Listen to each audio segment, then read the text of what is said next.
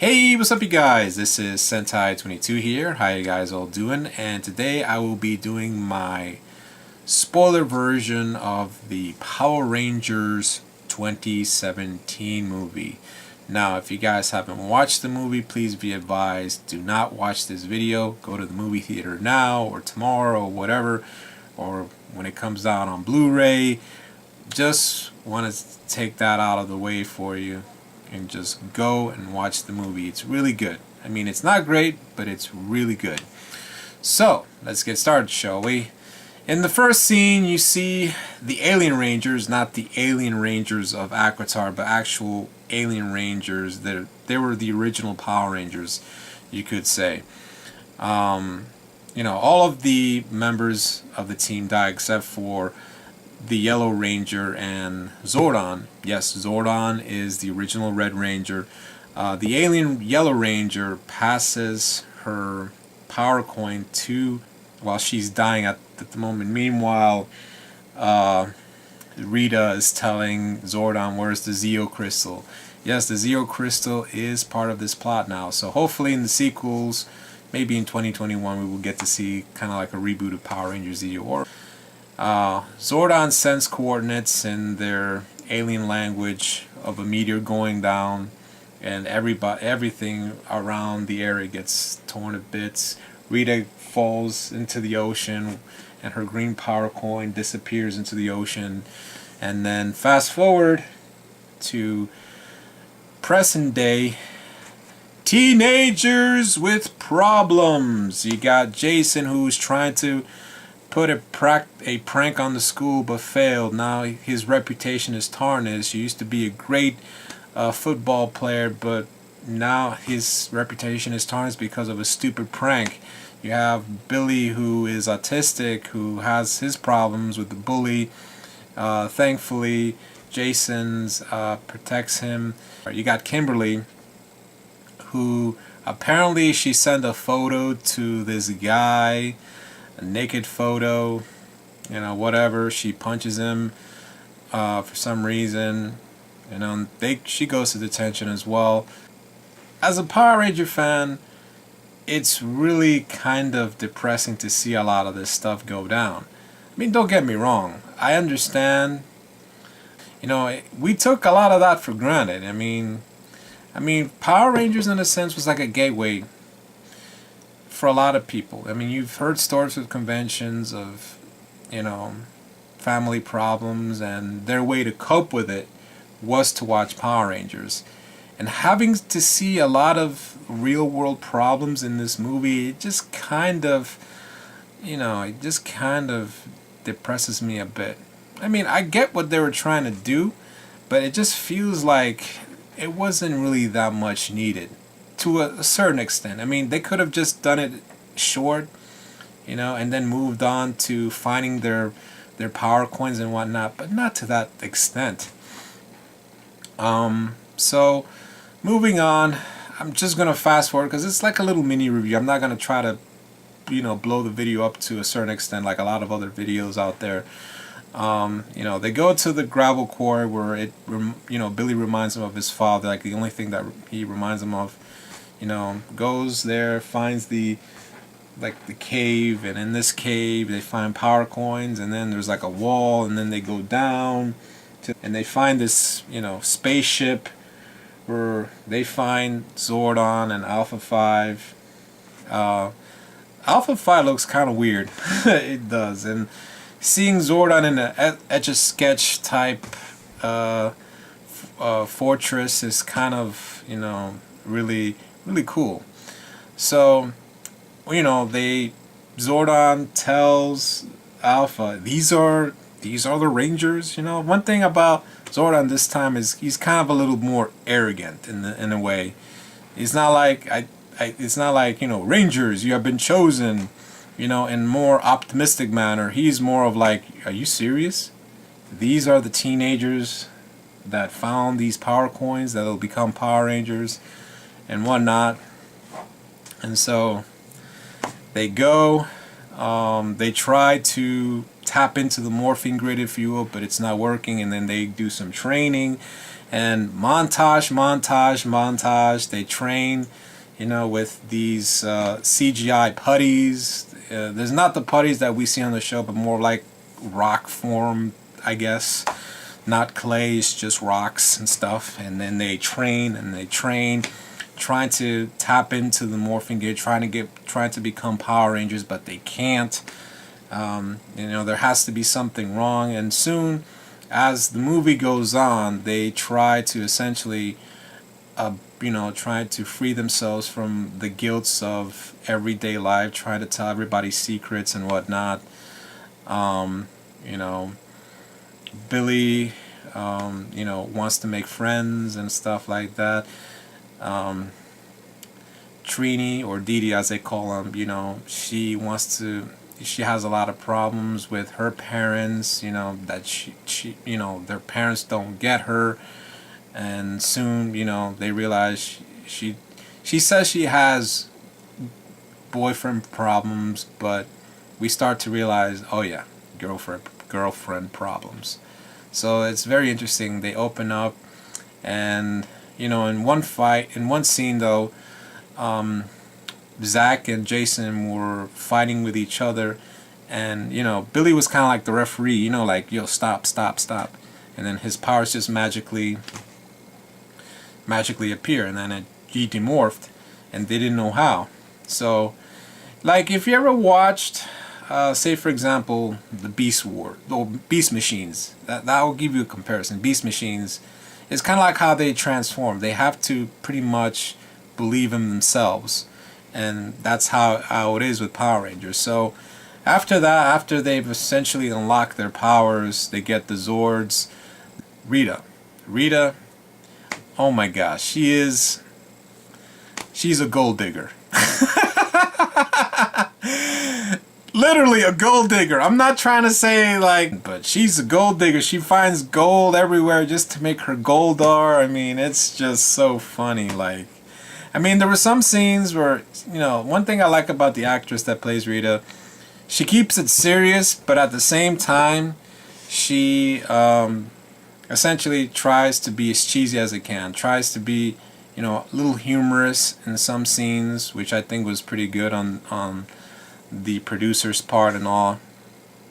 So, as the movie continues, you start them, pretty much forming themselves into one unit that we call Power Rangers, and they kick Rita. When in the human form, they failed miserably at first, and then Billy dies, and then he gets sent back to life by Zordon, because originally, once everyone has it pretty much one with the morphing grid, Zordon could come back to life, but he can't, because there can only be one Red Ranger, and that was Jason, obviously. So kind of interesting. And then of course Rita and her Goldar creature. First off, that's not Goldar, that's just a monster covered in gold, obviously. Rangers go out to the city, even though, the city residents are assholes, they still do what they have to do to protect them. And while they're in the Zords, you kind of feel nostalgic when you hear the Mighty Morphin Power Rangers theme song when the Zords were going to the city. Not the Ron Wasserman version, but the Buckethead version from the Power Rangers the movie. It was so nostalgic hearing that after so many years. It would be interesting if they would have done a Ron Wasserman theme song. It would have been a lot better, just for the fact it's the original song. But I think this would have been preferred just because it was from the movie, and it kicked a lot more ass, I'll tell you that for sure. No offense, I do love the original Mighty Morphin Power Rangers theme, but this one gives it a more epic feel to it. So the Rangers go, tries to defeat the monster as much as they can, as well as a barrage of putties. And then I think Jason's dad kind of referenced some of the other Power Ranger series, like I'm heading to Mariner Bay and Reefside. That are the two cities that are from Power Rangers Lightspeed Rescue and Power Rangers Dino Thunder. So, and I forgot to mention one reference is that, and I think pretty cool, and I'm glad that they did it, was when the guys were morphing. Trini had a T-shirt that says 1973. No, when I thought of it, I thought, wait a minute, maybe that was the kind of the Sentai year or something. But then I realized, I was looking it up. I was looking up Tui Trang's Wikipedia page, and it was like, oh my god, like that was her birth year. So it's a nice little nod and a nice little tribute. I mean, if Tui Trang was still alive, she would have loved how the show would have become years later, and it's a shame that her life was cut short. So as the movie goes, they go there trying to feed every putty. Jason saves his dad. Once they found the Zeo Crystal, Krispy Kreme, and they go there and they find it, and there's like a big hole, and they're trying to push Goldar out, and then they go into the pit, where I'm guessing the Zeo Crystal must have done something. It must have transformed into the ultimate Megazord, which I find it weird. I mean, I don't know why they could have just did the transformation. It would have been really cool, but I guess due to time constraints they couldn't do that. It would have been really awesome to see the Megazords transform, and then all of a sudden the Zords fall into the pit, and then all of a sudden the Zord form into the Megazord mad quick, like that. So I wish they could have done like a transformation. And so they defeat Goldar, and then one thing funny about the last part is that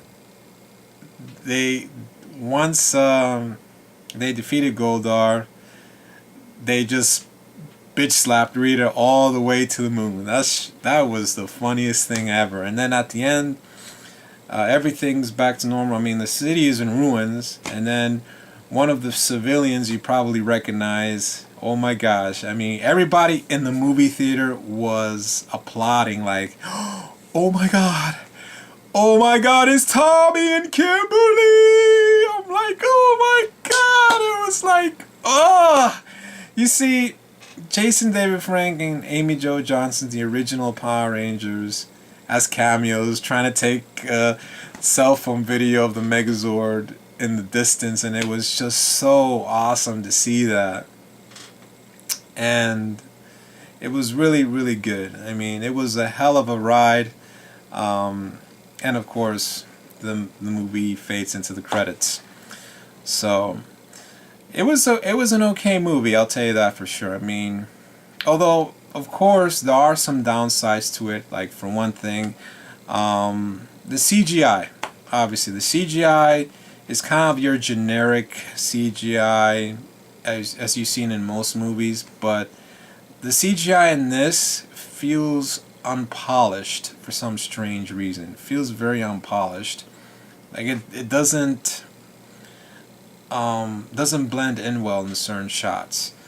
Also, there are some Power Ranger references, as I mentioned in the video, but just a little bit. I mean, the only thing I've seen was Reefside Mariner Bay. Other than that, most of it's just pop culture references. Like in the beginning of the film, we get to be superheroes like Iron Man, and of course they do jab at Transformers when apparently they step on a yellow Camaro, and then they say, "Sorry, Bumblebee."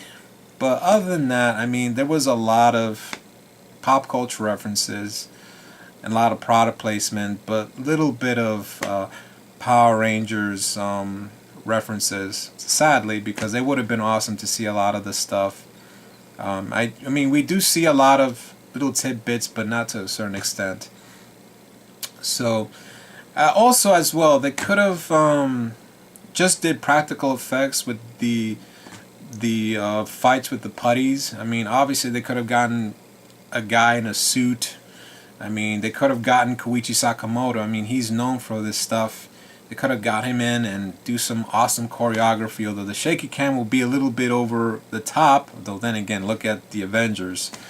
It would have been cool to see practical effects. I mean, and I know this is Japan, obviously. I know it's Japan, but if Kamen Rider the First, which is essentially their version of a Kamen Rider reboot, you know, their version of Power Rangers 2017, where pretty much they did the practical effects pretty well.